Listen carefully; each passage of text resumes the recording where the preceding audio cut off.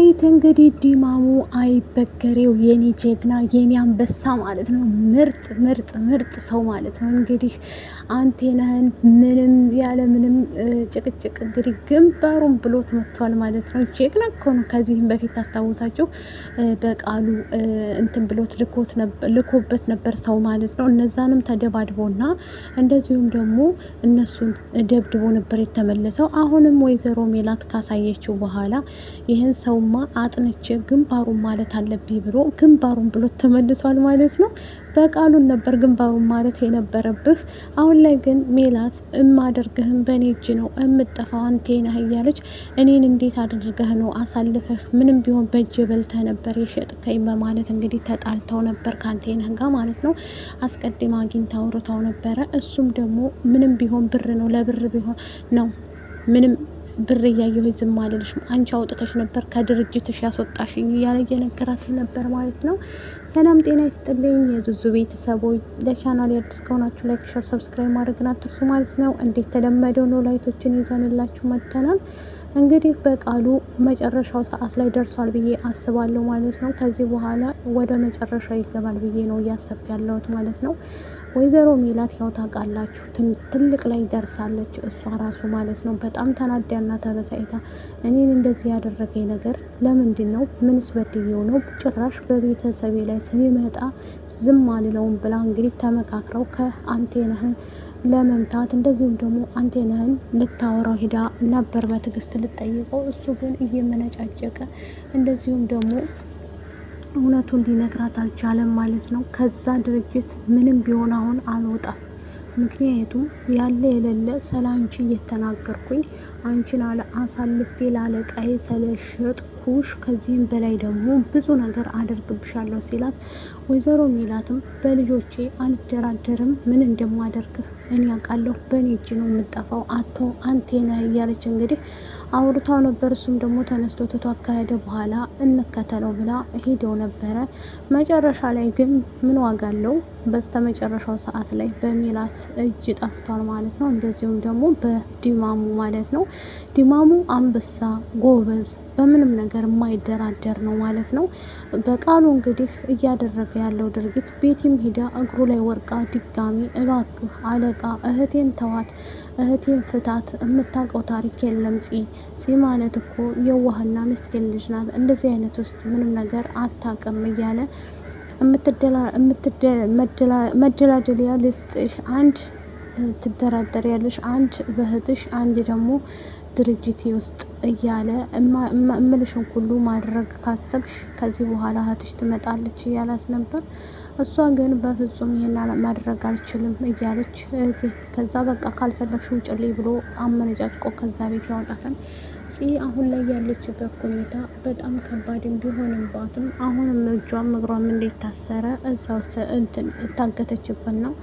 ልጁም ደግሞ እሱን ይፈታኛል ብላ እየለመነች እንደዚሁም ደግሞ እባክህ እያለች አውቃ ምክንያቱም ቢፈታኝ አንዳንድ ነገር ማድረግ አለብኝ ብላ እንግዲህ እየተናገረች ነበር ማለት ነው። አሁን ላይ ግን እሱ በፍጹም እንኳን ሊነግራትና እንኳን እንትን ሊላት ቆፍጣና ሆኖ አድበሽ ተቀመጪ፣ አንቺ ቆይ ስታስብ ጅል አደረግሽኝ እንደ እያለ ስምህንም ንገረኝ እንኳ ብላ አታላ ለመውጣት እየፈለገች ነበረ። እሱ ግን በፍጹም ሊነግራት ፈቃደኛ አልሆነም ማለት ነው። ቀደም ብሎ ከሰዓታት በፊት አንቴነህ ምግብ ይዞ ላክዶ እየነገራት እዚህ ቤት ውስጥ መኖር የምችይው ሲሆን እየጸለልሽ ጸልይ መጸለይ ያለብሽ፣ እንደዚሁም ደግሞ አለቃ ሲመጣ እሱ ፊት ጸልይና ለምኙ ተማጸኝ ይላታል ማለት ነው። እሷም ደግሞ ቆይ ይሄ ሰውዬ ምንድን ነው ከኔ የሚፈልገው እያለች ጽዮንም ደግሞ ግራ እየገባት እንትን ትላለች ማለት ነው። አሁን ላይ እህቷ ሰበብን ብትሆን እህትሽ ደግሞ አትደራደርም፣ በተሰጣት ምርጫ እምቢ ብላለች። አይ እኔ እህቴ ጋር ደውልና ላግኛትና ለእህቴ እሺ በይላታለሁ ትለዋለች። አንቴነህም ደግሞ በፍጹም እኔማ ከደውልኩኝ በኋላ ችግር ይመጣብኛል፣ አላስደውልሽም፣ ግን እሳ እየጸለልሽ ነው ብሎ ትቷት ይሄዳል። ወይዘሮ ሜላት አሁን ላይ ለሀና አባትሽ ጋር መሆን አለበት፣ ሽማግሌዎቹ አባትሽ ጋር እንጂ እኔ ጋር እንዲመጡ አልፈልግም እያለች ትነግራታለች። እንዴ እማዬ ለምን ትላለች። ምንም ቢሆን ያሳደገሽ ስንት ለፍቶ አባቴ ስለሆነ እዛ ነው መሆን ያለበት።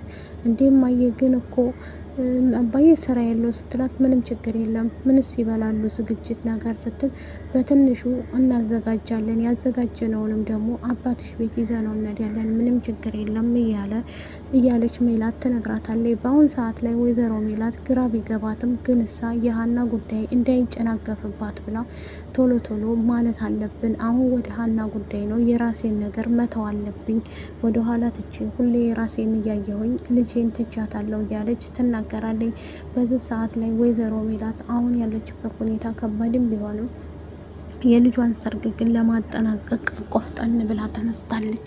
ወይዘሮ ሜላትን የሚያናዳት የሚያበሳጫት ሰው ምክንያቱም ከባዱ ችግርና ዋስትናው ነገር እንግዲህ በቃሉ ነው ማለት ነው። የበቃሉ ልጅ እንደሆነ የምታውቀው ታሪክ የላትም ማለት ነው።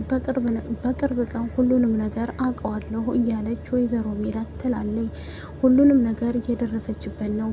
በቁሜ ነው እኮ የቀበረኝ በቃሉ፣ እኔም በተራይ መቅበር አለብኝ ብላ እንግዲህ ቆፍጠን ብላ ብትነሳም ከባዱና ዋስትናው ነገር የበቃሉ ልጅ ቢሆንም እሷ ግን የምታውቀው ታሪክ ባይኖር በቀጣይ ግን እንደምታውቀው ተስፋ አለኝ። አሁን ላይ ድማሙ እንግዲህ መቶት ተሄደ በኋላ አንቴነህን እሱም እዛው ወድቆ የሚያነሳው ሰውም የለም ነበረ። ሰው ካየው ያስይዞታል ብዬ እንደዚሁም ደግሞ ወይዘሮ ሜላት ትጠረጠራለች ብዬ አስባለሁ ማለት ነው።